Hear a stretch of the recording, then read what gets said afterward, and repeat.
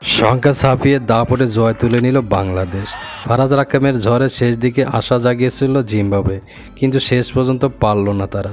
সংখ্যা ছাপিয়ে ৯ রানের জয়ে ২ ম্যাচ হাতে রেখে সিরিজ জিতে নিল বাংলাদেশ। তাওহিদ হৃদয়ের ৫৭ ও জাকের আলীর ৪৪ রানের সৌজন্যে ১৬৫ রান করে বাংলাদেশ। জবাবে ৯ উইকেট হারিয়ে ১৫৬ রানে থামে জিম্বাবুয়ে। প্রথমে ব্যাট করতে নেমে অবশ্য শান্ত বেশি রান করতে পারেন নাই।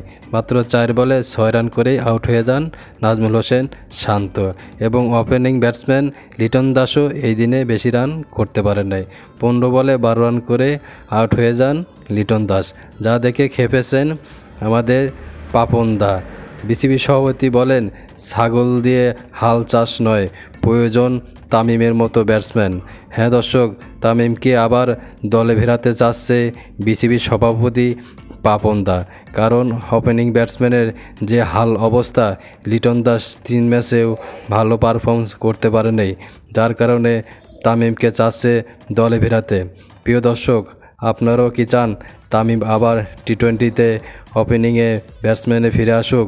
যারা চান তারা কমেন্ট করে কমেন্ট বক্সে জানিয়ে দিন।